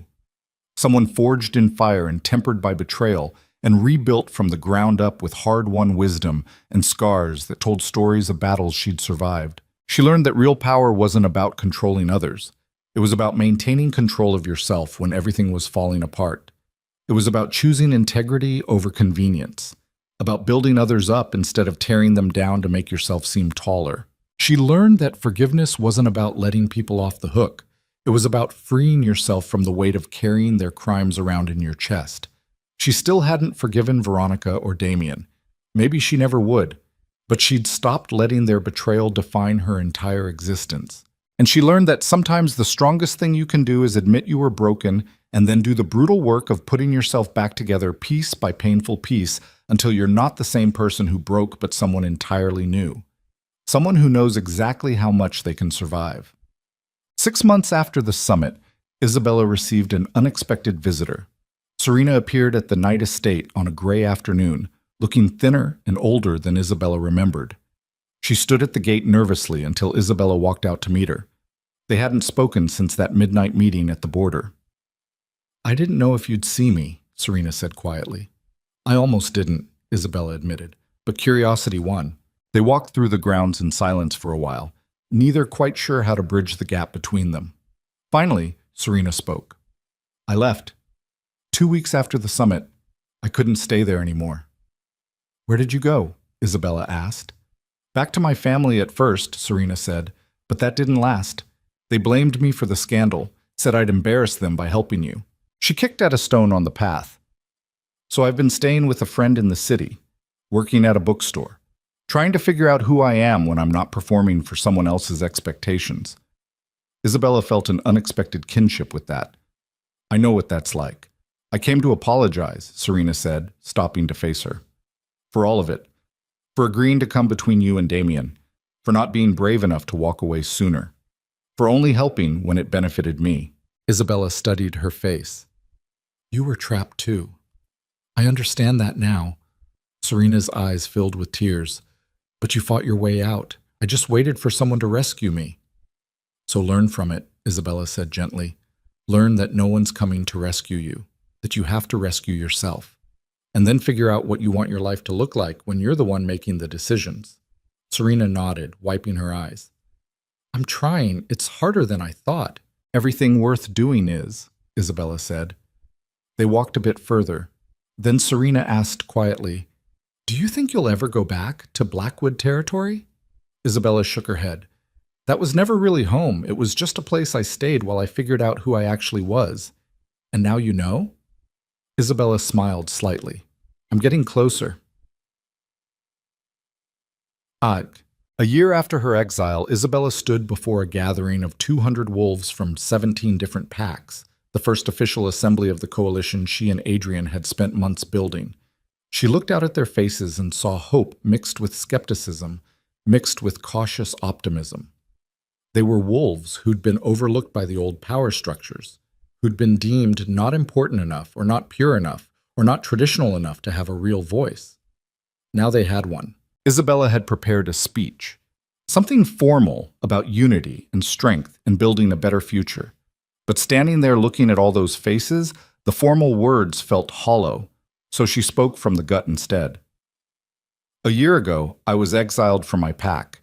I'd been married into one of the most powerful families in the region, and I lost everything because I dared to tell the truth about corruption and abuse. Her voice carried clear and strong. For a long time, I thought that exile was the worst thing that could happen to me. That losing my title and my marriage and my place in that world meant I'd failed. She paused. But I was wrong. Exile didn't destroy me. It freed me. It forced me to build something new instead of trying to fix something that was rotten at its foundation. She looked around at the assembled wolves. We're here because all of us have been told at some point that we're not enough, not strong enough, not connected enough, not important enough to matter. But we matter. And this coalition exists to prove it, to show that real strength comes from collaboration instead of domination, from lifting each other up instead of tearing each other down. Her voice grew stronger. The old families want you to believe that power is about bloodlines and titles and maintaining traditions that benefit the few at the expense of the many. But we're building something different, a system where your worth isn't determined by your last name, but by your actions, your character, your willingness to fight for something better. She saw heads nodding, eyes brightening, and felt something settle in her chest. Not pride exactly, more like purpose. So I'm not here as a Luna or a lady or any title someone else gave me, Isabella continued. I'm here as someone who survived being broken and learned that survival isn't the same as victory. Victory is what you build after you survive. She gestured broadly. This is our victory, not destroying the old families, but proving we don't need them to thrive, that we can create our own legacy, write our own rules, and build a future where no one has to choose between their integrity and their survival. The applause started slowly, then built to something thunderous. Isabella stepped back, her legs shaking, her heart full of something she hadn't felt in over a year. Not happiness exactly, something deeper, more complex. The bone-deep satisfaction of knowing she'd walked through fire and come out the other side still herself, still fighting, still building, and that was more than enough. That night, Isabella sat alone in her room, a letter in her hands. It had arrived that afternoon, forwarded from 3 different addresses before finding her. The handwriting on the envelope was elegant but shaky. She'd almost thrown it away without opening it, but curiosity won again. The letter was from Damien. Isabella, I know I have no right to write to you, no right to ask for your time or attention or even your acknowledgement that this letter exists, But I need you to know something, even if you never respond. I was wrong. About everything. About you. About what strength looks like. About what leadership means. About what I owed you as your husband and your partner. I let my mother destroy the best thing that ever happened to me because I was too weak to see what was happening until it was too late. I chose loyalty to her over loyalty to you. I chose tradition over truth, and I will regret that for the rest of my life. You were right when you said I destroyed the only person who actually loved me. I did, and I deserve every consequence that came from it. I'm not asking for forgiveness. I don't deserve it. I'm not asking you to respond. I don't expect it. I just need you to know that you were always enough, more than enough. And my failure to see that is the biggest mistake I'll ever make. I hope you're building something beautiful. I hope you're surrounded by people who value you the way I should have. And I hope someday when you think about our time together, the pain of it fades, and all you remember is that you survived something that would have broken most people. You're extraordinary, Isabella. You always were. I'm sorry I never told you that when it mattered. D. Isabella read the letter 3 times. Then she walked to the fireplace and held it over the flames. She thought about burning it, about turning his apology into ash and letting it represent the finality of that chapter of her life. But instead she pulled it back, folded it carefully, and put it in a drawer. Not because she forgave him, not because she wanted him back, but because it was a reminder that the people who hurt you sometimes realize what they've lost, that the pain you survive becomes part of your story but doesn't have to be the whole story, and that moving forward didn't require erasing the past, just learning from it. She thought about responding, thought about telling Damien that she'd heard him, that his apology mattered even if it didn't change anything, but she decided against it. Some doors needed to stay closed, not out of cruelty, but out of self-preservation. She'd given Damien enough of herself, more than he'd ever deserved, and she wasn't going to give him more just because he'd finally figured out what he'd thrown away. So she left the letter in the drawer, closed it firmly, and went to bed, and slept without nightmares for the first time in over a year. Ishag. 3 years after her exile, Isabella stood on a platform before the Moonlight Summit once again. But this time, she wasn't defending herself. She wasn't exposing corruption or fighting for survival. She was being formally recognized as Alpha of the Night Coalition, a network that now encompassed 32 packs and had fundamentally reshaped how regional governance operated. Adrian stood beside her, smiling as he formally transferred leadership. He'd spent the last 6 months preparing to step back, focusing on his family and his own pack, while Isabella took the lead on coalition affairs. They'd argued about it. Isabella insisting she didn't need the title, Adrian insisting she'd earned it. In the end, she'd accepted. Not because she needed validation, but because turning it down would have been false modesty, and she was done pretending to be smaller than she actually was. The ceremony was simple. No elaborate rituals, no bloodline declarations, just a recognition of leadership earned through action and respect freely given. When it was over, Isabella looked out at the assembled packs and saw something she never thought she'd see. Respect, not for her title, for her. And in the back of the amphitheater, she saw 2 familiar faces, Veronica and Damien, watching from the shadows, no longer part of the power structure but unable to stay away entirely. Their eyes met across the distance. Veronica's expression was unreadable. Damien's was regret incarnate. Isabella held their gaze for a moment, then she turned away. Not out of spite, not out of anger, but because they simply didn't matter to her anymore. They were part of her history, part of the story of how she became who she was. But they weren't part of her future, and that was the final victory. Not destroying them, not even beating them, but reaching the point where their presence or absence in her life made no difference to her peace. That evening, Isabella walked alone to the edge of the summit grounds, where the forest met the clearing and the sounds of celebration faded into the quiet of nature. She thought about the woman she'd been when this all started, the Isabella who'd believed marriage would save her, who'd thought belonging to a powerful family would make her matter, who'd been willing to make herself smaller and quieter and less to fit into someone else's vision of who she should be. That Isabella was gone, not erased, not forgotten, but transformed into someone who understood that the only approval that mattered was her own. That power wasn't something you took from others, but something you built within yourself through the brutal work of surviving impossible situations and choosing to keep going anyway. She'd learned that betrayal could break you or teach you, that exile could destroy you or free you, that rock bottom wasn't the end of your story unless you decided to stop there. She'd learned that real strength looked nothing like the Blackwoods had taught her. It wasn't about dominance or control or making others fear you. It was about maintaining integrity when it cost you everything, about standing up even when you knew you'd probably lose, about building something better from the wreckage of what destroyed you. And she'd learned that you could survive being replaced, humiliated, exiled, and nearly killed, and still come out the other side as someone worth being. Someone you could look at in the mirror without flinching, someone who knew exactly how much they could endure and exactly how much they were worth. She stood there as the sun set over the mountains, painting the sky in shades of fire and gold, and felt something she'd been chasing for years finally settle in her chest. Not happiness, not even contentment. Peace. The kind that comes from knowing you've fought your way through hell and earned every scar. That you've made mistakes and survived them. That you've been broken and rebuilt yourself into something stronger than the person you were before. Isabella took a deep breath of cool mountain air and smiled. She'd started this journey believing she needed someone else to make her complete. A husband, a family, a title. But she'd ended it understanding the truth. She was already complete, always had been. She just had to lose everything to finally see it.